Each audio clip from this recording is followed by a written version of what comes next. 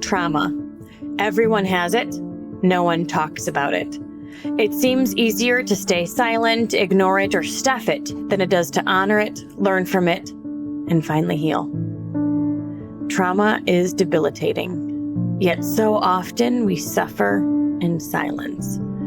Trauma is not meant to be battled alone, and we are no longer going to suffer in silence. Together, we are creating a safe place to speak, to share our stories, and grow our strength as we heal. Together, we are giving a voice to those who have been silenced, bringing darkness into light, and letting God use our stories. Today, we find ourselves again. We relight our spark and let it light up the world. Stop SIS is a nonprofit organization dedicated to educating on issues of trauma and trafficking, as well as the amazing power of the healing journey. Welcome to Stop SIS.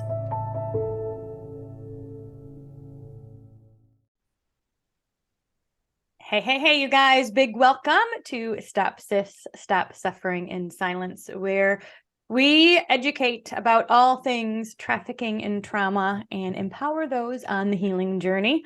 My name is Denise Walsh, and we have co-host Rachel Timothy. And today we have a special guest who I would say their spark was lit with this burning, like, holy discontent of this cannot happen on my watch. And so instead of just thinking that and allowing the feeling to pass and going back into everyday life, which I know for a lot of us is kind of how it goes. We hear Rachel's story, or we, hear about what's happening in this world, and we get emotionally charged, like this is not okay, but we don't necessarily know what to do with that. And so we go back to everyday life. So, but our eyes are wide open. Like, we're now open to this issue. And so no judgment if that has happened to you, but that is not what happened with this couple. They took this holy discontent and said, we are going to go to the least of these and support them. And so they moved their entire family to the Dominican Republic in order to support those on a healing journey, get them out of trafficking and teach them how to provide a life for themselves. So I'm going to read a bit of their mission statement here. It says, God has called us to pioneer a mission that provides pathways of prevention, relief, rescue, redemption, and restoration to the Dominican Republic's most vulnerable and defenseless population. So big Stop SIS welcome to Nathan and Rachael Allen. And we can't wait to hear about what you are up to and what God is up to in the Dominican Republic. So why don't you start with sharing, where did this holy discontent come from? And then we'll go into why you decided to move it to Dominican. Sure.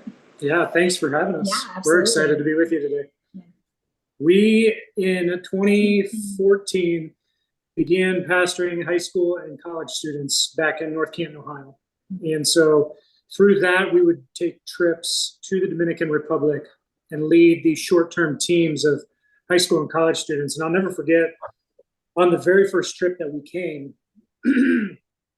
there was these three young siblings, and every day at odd times, 11 o'clock, 3 o'clock in the afternoon, the oldest one would disappear. And about halfway through the week, I was taking notice, and so I asked the local pastor through our translator. I said, hey, where does she go? The other siblings kind of hang out for lunch while we eat at the church and take a break from our work. But the oldest one disappears, and it's pretty much like clockwork. And he said, that's a great question, and you ought to sit down and ask her. And so we did. And she was about 13 years old. And what we found out was, she said, I have to go home because I have to prepare the house, and I have to prepare the meals for my brother and sisters. I'm the oldest, and there's nowhere else to do it. And we said, well, where's your mom? And she said, well, she's at work. Okay, well, where's your dad? He's in jail. And, that just started more probing questions. if she wanted to answer them. And long story short, what we found out was she was going to school, and her teacher, one of her teachers or administrators, noticed a change in her behavior, noticed a change in her demeanor. And through some digging, found out that she was being traded by her father to his boss. And her father was a drunk and eventually was joining in on that. And I was like, ugh. As a father of 3 girls, I never forget the feeling that, hearing that firsthand from her.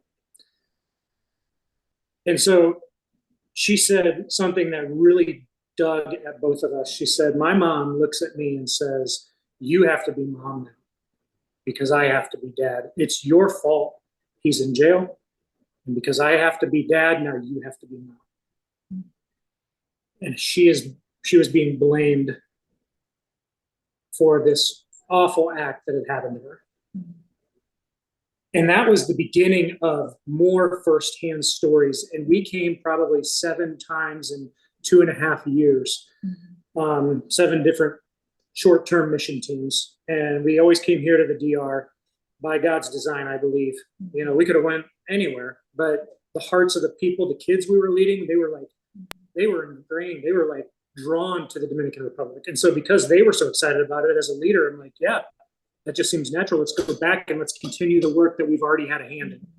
But every time we would come, another story and another stitch into our hearts of God saying, this is what I have next for you. So when did you know that it was more than just small, short-term missions, that it was more just than every few months that you were ready to pick up your family and move? Well, like Nate said, he was a college pastor in the States. And so he was in a residency program. And at the end of that 2 to 3 year program, we had to look on what God had for us next. And so as we were praying about different options, following certain leads where we were, thinking God could be calling us, he was applying for different pastor positions. And the joke is always, I've always wanted to move south. And so I was really praying selfishly that God would take us to like Florida or somewhere like that. Well, the joke's on me. He decided to take us really south because on our last trip here with students, we got the call that he didn't receive a position that he was applying for. And so at the time, it was a devastating blow because I thought I had it all figured out, right? Like, we're moving to Florida. He's going to be a youth pastor. Life is great. Especially when you're from Ohio. It's, it's sunshine and rainbows. Not in Ohio. It's not in Ohio. But no, just through that process of God shutting the door was really when we began to look at what it would be like to move our family here. And so I remember on that last plane ride, as we were leaving this country, saying our goodbyes to everybody here before we had surrendered full time to the idea of moving here. He looked at me before we took off in the air, and he's like, Rach, one day God's going to move us here, right?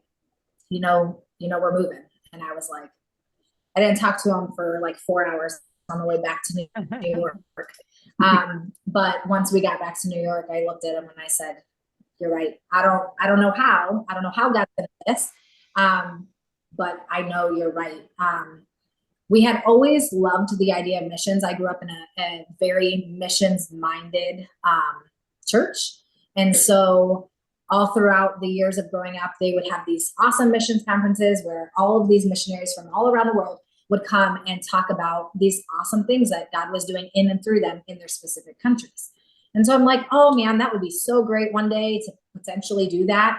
And when we got married, he obviously joined, where we went to church and whatever, and came under the idea that, hey, that could potentially be something that God calls us to one day. And we had always said 5-10 years down the road. Well, eventually, if you're serious and if God's really leading you to do that, that 5-10 years comes to a head. And so it just happened to be in 2000, 17, 16. 16 when God, brought that to our attention and said, you're moving. And so he went off staff at the chapel in North Canton, and we began a whole year of fundraising, and we moved a year later.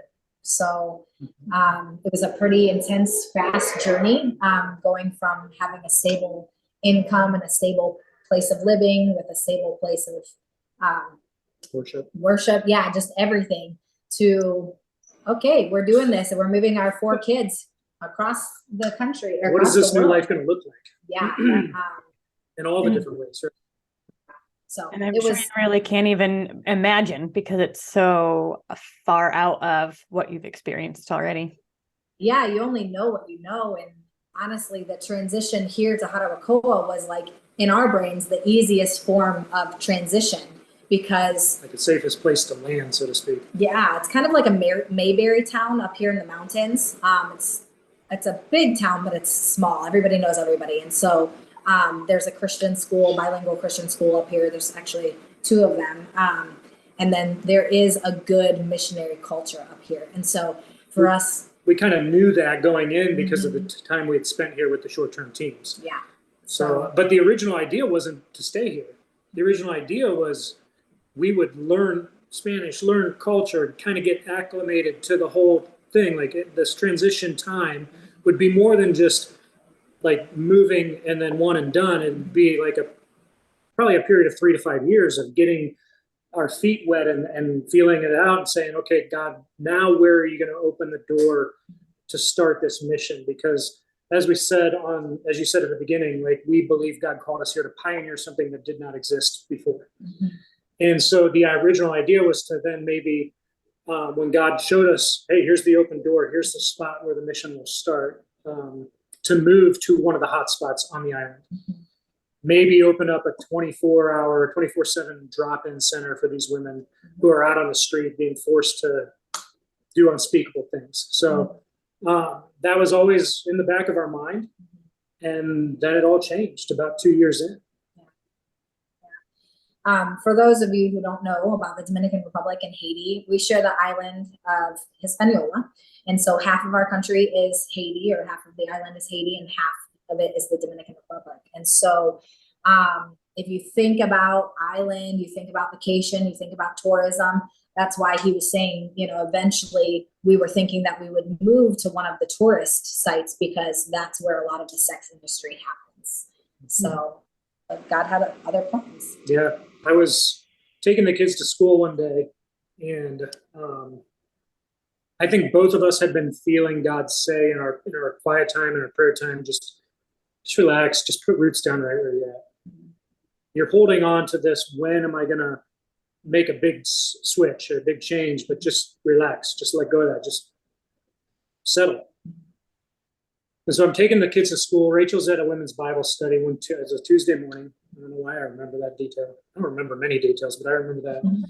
And there's this large, for a Dominican, very large man who sits out on his porch on our street. And most Dominicans they're reactive, right? I'm the one that looks different. And so when I'm driving down the road, I'm getting kind of these stares. And then if I smile and wave, then they'll return the smile and wave, but not this guy. This guy is out and he's got a smile from one ear to the other every morning with his cup of coffee. And he's, like I said, just a very large man, and you can't miss him. And he's waving every time we go by to take the kids to school. And I'm like, my Spanish is terrible, and I really want to talk to this guy. Well, for some reason, Holy Spirit, I had no fear that day.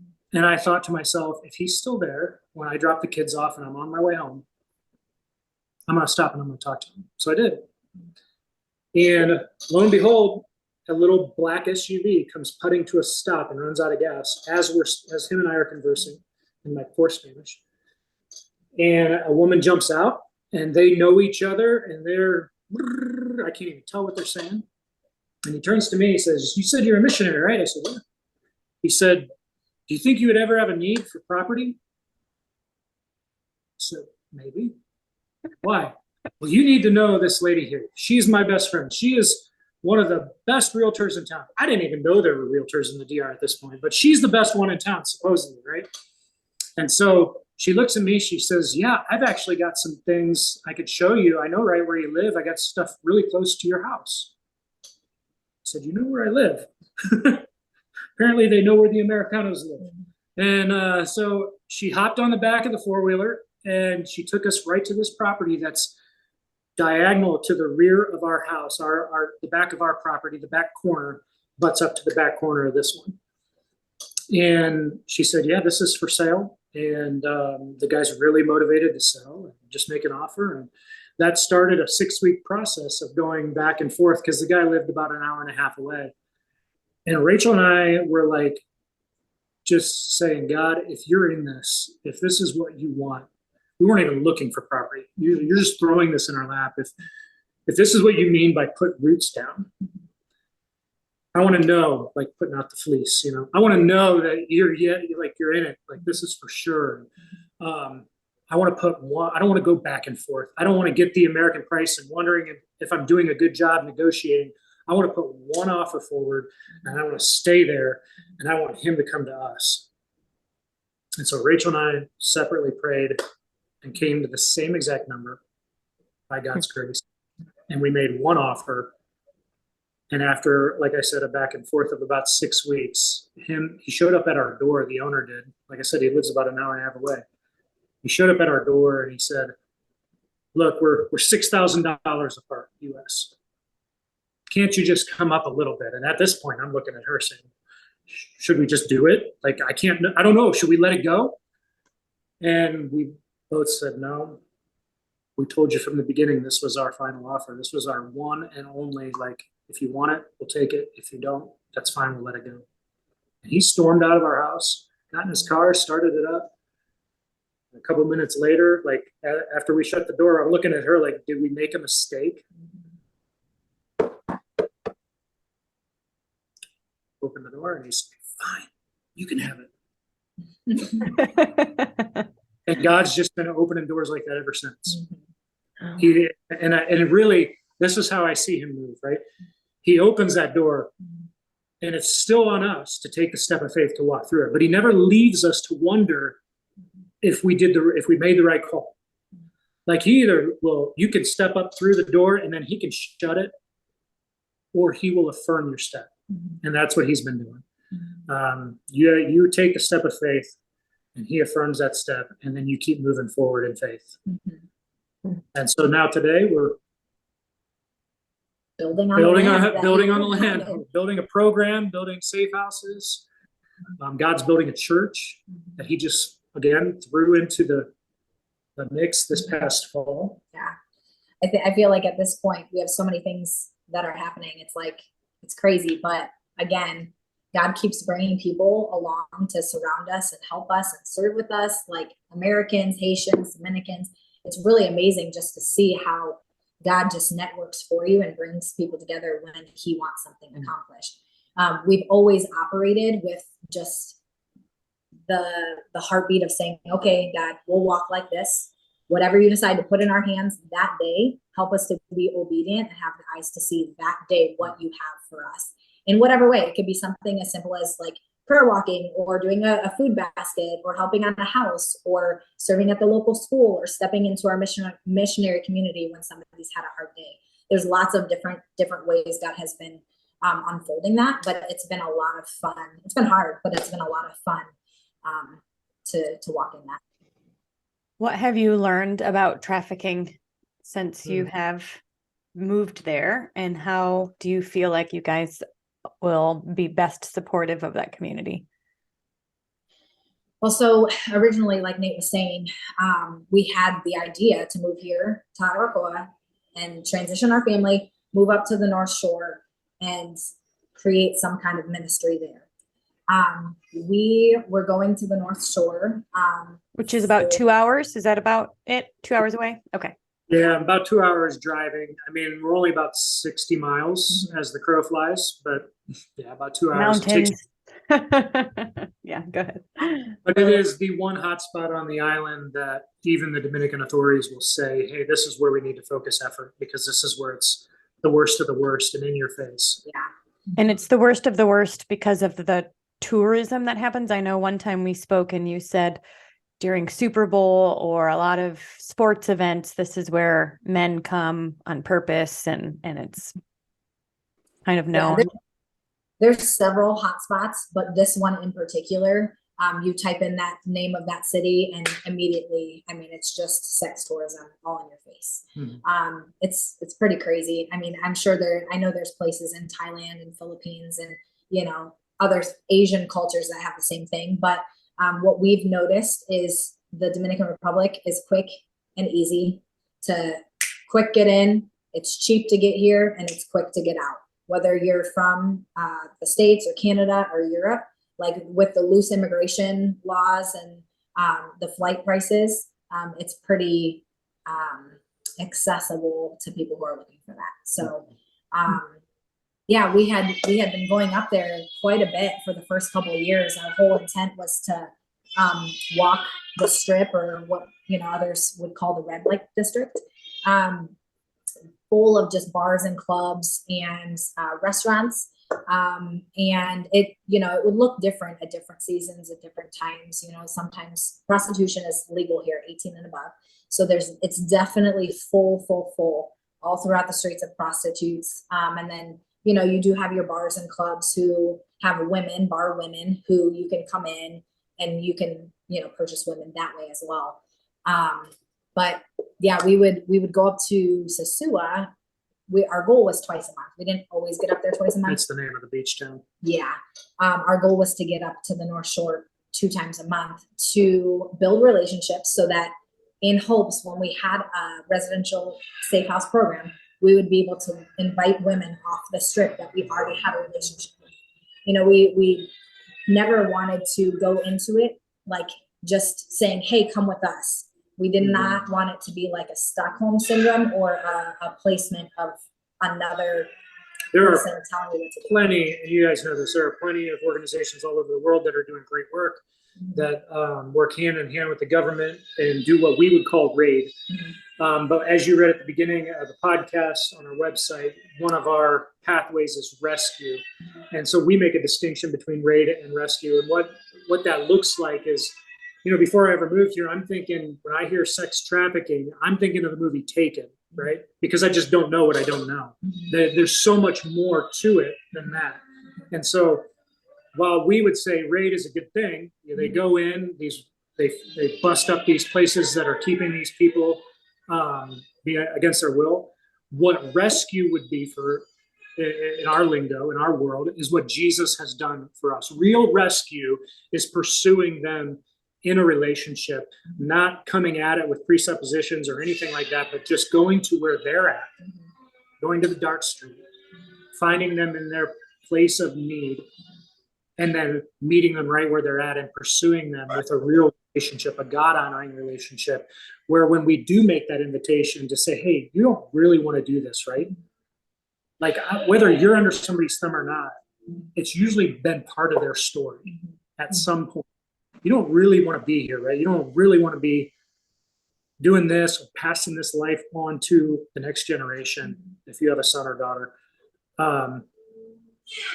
Almost every time they'll say, no, you're right, I don't.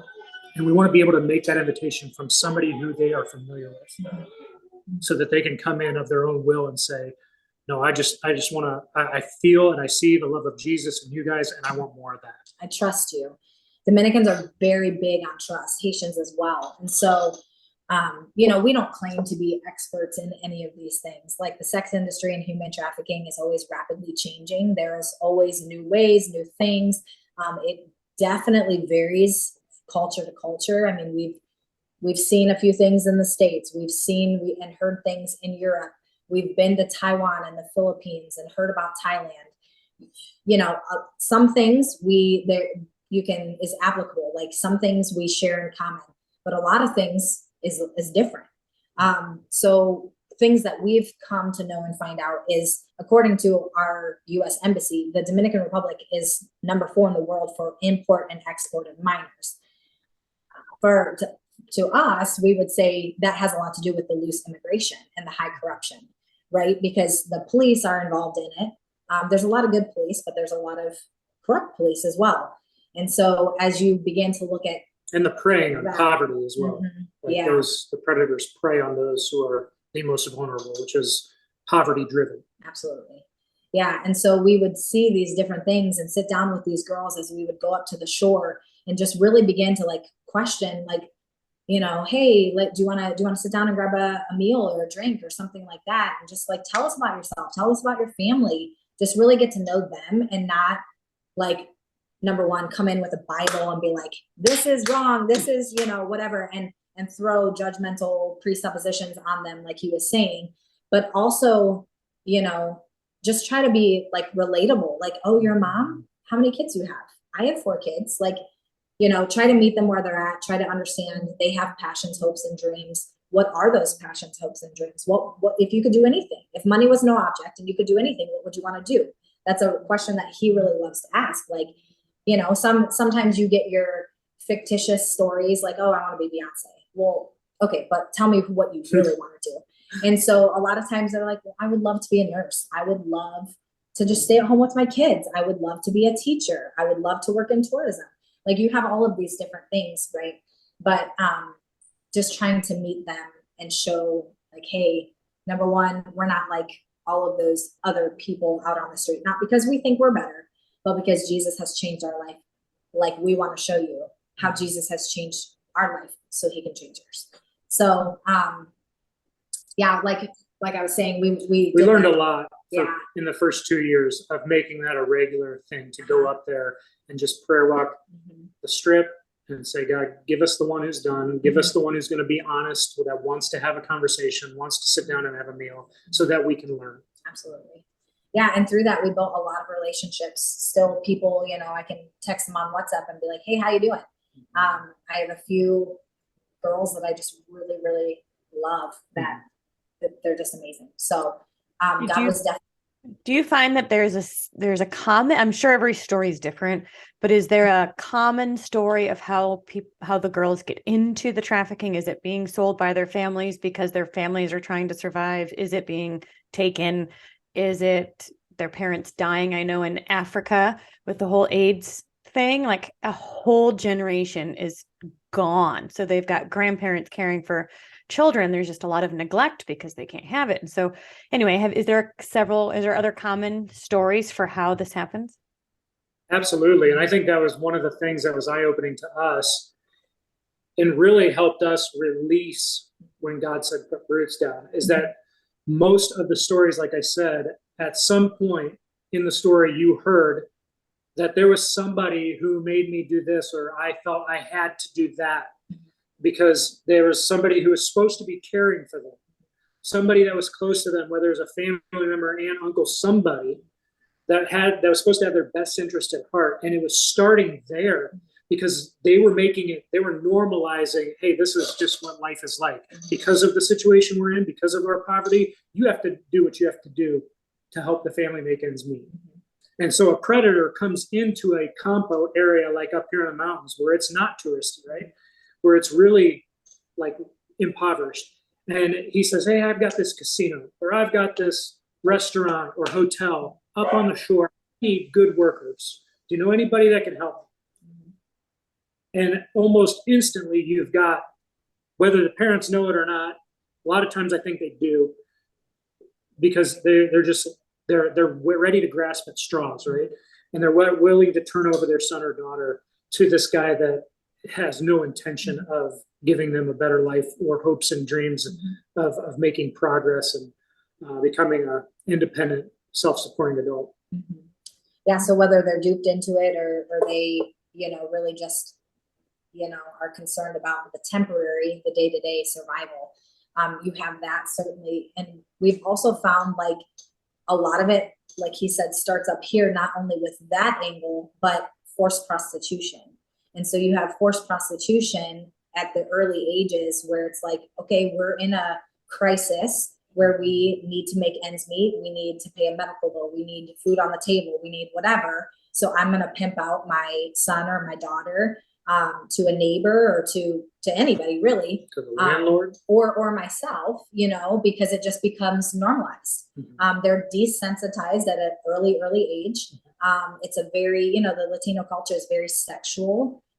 in itself. And so you have all of these generational strongholds as well that play into the mix, and it really just affects their self-worth, what they think is beautiful, how they value themselves, how they see themselves, their The relationship. whole concept of family. Yeah. Like what is a family unit supposed to look like? Yeah. A good godly father, a good godly mother. It's just all skewed. Yeah. And I think that's the basis. And that's what we're learning is really important to communicate now that we're working more in our communities up here, is the education piece of like how God created order with the family. Because if there's not a godly leader leading a godly wife who then leads godly children, you know, it's difficult. One thing that I think is fascinating is instead of going, I mean, obviously you guys still go to the Strip and that's still a part of your ministry and you still have relationships, but you're also kind of working at the root of how these kids got there to begin with, because of the families need, like they're in survival mode and they're selling their children, or they're feeling so distraught that they're going themselves, whatever the case may be. But actually doing the work up in the mountain is an interesting part of the puzzle that probably doesn't get seen very often. Right. And so those first two pathways that you mentioned, prevention and relief, are really what you would see if you came here to our ministry site most often, like in the day to day, because as Rachel already alluded to, we have gotten a wide open door just in the last 12 months to the public school. There is a new director at the public school who we've known ever since we've lived here. Her husband is the Bible teacher at the school where my kids go. And now she's the director of the public school right across the street from my house. And she's saying, hey, I know you guys host teams. I know you guys are solid believers. You come in, you bring the Bible, you bring Jesus in here to my school. We need it. These kids are impoverished, not because they have no money, but because they don't have Jesus. They don't have the gospel. Please, here's the key to the school. We want you here as much as you want to be here. Literally. And that we're like blown away with this wide open door to do preventative education and just have gospel conversations with these kids, right? But then there's also relief. Like we have what I could turn and show you here. This was birthed, those shelves right there, was birthed out of COVID, because during COVID, you couldn't go anywhere. You had to be back in your house by 3 p.m. That was the curfew. Or noon, depending. Noon on the weekends. Yeah. And so, but we had people that were like in emergent situations coming to our door. God was like, hey, can't go anywhere? I'll bring them to you. It was awesome. And so you have these people who are feeling the weight, like Rachel said, of an emergent situation, maybe a medical bill, maybe their house is falling apart, maybe grandma needs dentures. I don't know, whatever it is, like they have no food in their cupboards at all. And this idea was birthed for an emergency needs pantry. Okay, God, you're bringing people to us. We don't even have to go door to door. We can start relationships with those in our community right here, and then see that need, meet it, and remove that weight from their shoulders. Yeah, it's a one-time thing. Yeah, it's not, we have to be careful we're not creating dependency, right? But like, just like Jesus feeding the 5,000, we can see the need and meet it right then and there. And that begins a relationship. That's an into their life. Okay, can I follow up with you? Can I come to your house and we'll have coffee next week? And tell me more about yourself. Like, tell me more about the kids and where they go to school, or is their husband in the picture, or whatever the case may be. We start the relationship. We want to start there. We want to build the relationship, because we know at some point she may even reach that crucible moment that, oh, what do I do? Do I need to do something beyond what I've been doing in the past? And at what point is it going to be the straw that breaks the camel's back? We want to be there to stop that from happening. We want to provide the relief, right? And then be Jesus in our skin to them in a real tangible way. I have two questions, and then I know Rachel probably has some too. But one question is I believe that you said you have safe houses now, whether they're built or being built on your land. Have you had girls from the North Shore come to you, or how have you been actively able to work with a survivor? And then how does your ministry support them in learning those new skills, or is it crisis? Like, what's your role there? Yeah, so we're in the process of creating a program. We have 3 safe houses. One is completely done. One is about 90% finished. We're waiting on some little tiny things. And then the third one is about 65% done. Hopefully all of them will be finished by Easter, which is exciting. But we have had the opportunity to start brainstorming about what the program could actually look like, because again, through a series of God connections and networkings, there's a local church who works with our CPS specifically here in Haruakoa. And this site in Haruakoa has girls that have been sexually abused, whether it's commercially or in the home or whatever. And so they have specific girls that have been trafficked there. It's a really interesting piece too, because the Child Protective Service here, it's called Konani, they've never been one to open their doors. No. They've never been one to let outside people come in, and they just started doing that in the last 12 months. Yeah. And this church kind of jumped on that opportunity. Yeah. And so now just being connected to people through this church that are now going into Konani, we're not, at first we thought we were going to take in children, but there's a lot of red tape with kids. And so we just have felt like God saying, hey, if you can grab the mom and invite her in, and if she has children, then she can bring her children. You have 2 targets, 2 avenues to work with 2 different generations, but she's still in control of her kids. She's still the guardian. You don't have to take guardianship and then take, have all of the pieces with counselors and teachers and all of the things to work with kids under 18. And so through this church, through Konani, they are inviting us to receive people who are aging out of the homes. And so about a month and a half ago, they called us and said, hey, we have an emergency where we absolutely need a girl to spend 24 hours. Would you consider taking her in? And we were like, oh my gosh, I don't know. We're Okay, like, God, we're not ready We've been here for years to this. Finally, yeah. I know. And so, we quickly said yes and got the room prepared for her. And it was just such a blessing to receive her and walk through that little 24-hour. It was like the trial run God gave us to actually step in. And then a few weeks later, we had another meeting with one of the people who are going into Konani a lot. And she's like, look, there are at least 3 girls aging out that need immediate placement. They literally have nowhere to go. They're going to go to the streets, probably in the capital, and work the streets. Are you interested in taking them? And we're like, I guess it's time to really put programming in place. So Nate, along with another lady who serves with us, Nate and Cheryl have been writing detailed programs, researching all of the things for like memorandum of understanding and just all of the things that goes into actually creating a program. And so we're thinking that'll probably happen within the next month or so. So you guys can be praying for us for that, because again, we are not experts in any of the things. We just. And our original hope, in answer to your question, have we made any invitations at the Strip, was to get the construction done first. Yes. Get the 3 safe houses completely done, because we didn't want contractors and guys bringing materials in and out, and even teams kind of being intermixed with that, because we knew the sensitive situation that these girls would be coming into, and like their perspective would be like, oh, who's here that I need to be leery of, right? And so we wanted to be done with the construction before we made that first invitation. And it's like God saying, no, as soon as this is done, like, Yeah. I'm opening the door. The floodgates are going to be here. You will not be you will not be looking for people. It seems like they will be flocking. Once they know you're open, God will bring them right to you.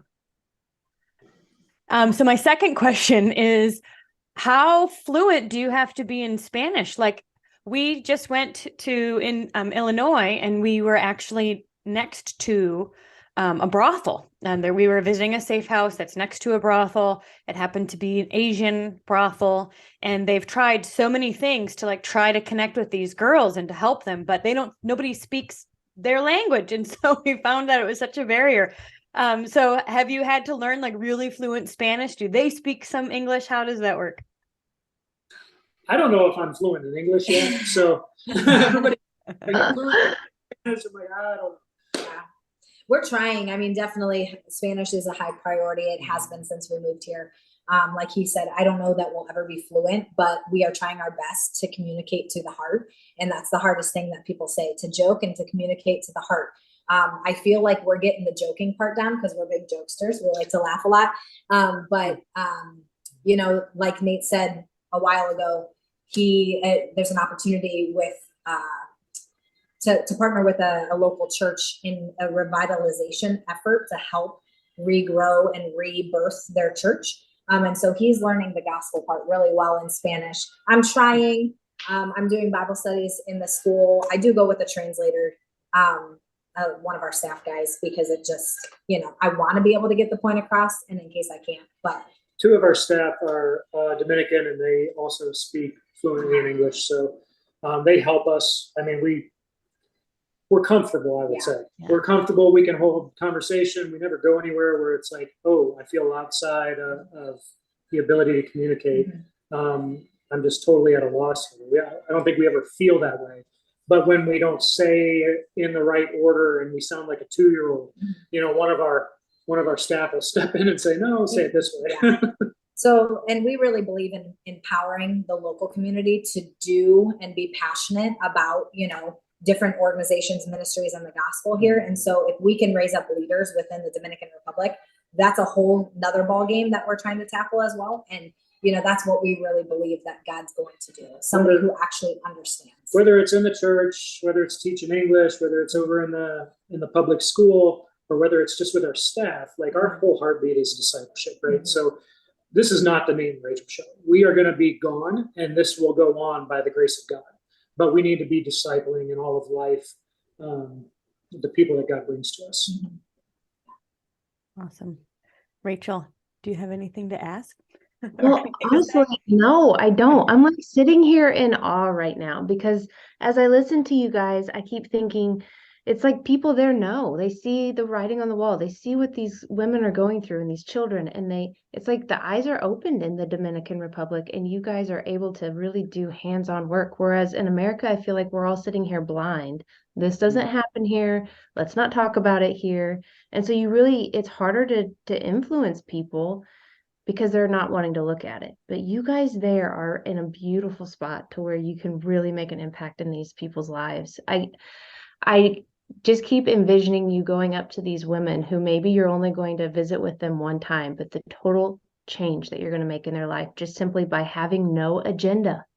You don't need anything from them. You just want to love them. And it gets me choked up. And you guys are truly just the hands and feet of Jesus. So thank you. 1,000 thank yous for what you're doing. Super encouraging for us. Thank you. I mean, and that is the heartbeat. Like, God pursues us even when we're not pursuing him, and he wants nothing from us. So if we're truly trying to be like Jesus, we need to love them the same, pursue them at great cost to ourselves with nothing expecting. No strings attached. Yeah. All right. Well, I have to hop on another call right now, but I want to give you guys a chance to share. So loverestored.org. You can become a partner. You can bring a team. You can connect with them on what they're doing and give immediate needs, long-lasting needs. There's a lot of ways that you can support this ministry. And I know we've been planning or thinking in the background a dream life mission trip that will be coming at some point down. I even have the logo. I had the logo created, you guys. Like, we're going to make this happen. Let's do it. Yeah. Well, thank you so much for your time, for your heart, for your mission. And we just will add you guys to our prayer list because God is doing great things down in DR. So have an awesome day, you guys. Thanks. You too. Take care. Bye. Bye. Thank you so much for listening to this powerful episode of Stop Suffering in Silence. If you are interested in booking Rachel to speak at your school, your church, or on your podcast, then please email openblindeyes@protonmail.com. If you are interested in sponsoring a survivor on their healing journey and would like to donate to Stop SIS, then please check out the link in the description box or show notes below, or you can email stopsis@protonmail.com. And finally, if you are currently suffering in silence, or you know somebody who is, whether they're dealing with a current trauma or one from the past, then we will always recommend that you reach out to your local resources and find a counselor that you can trust, because nobody is meant to suffer alone. Have an amazing week, and thank you for being here.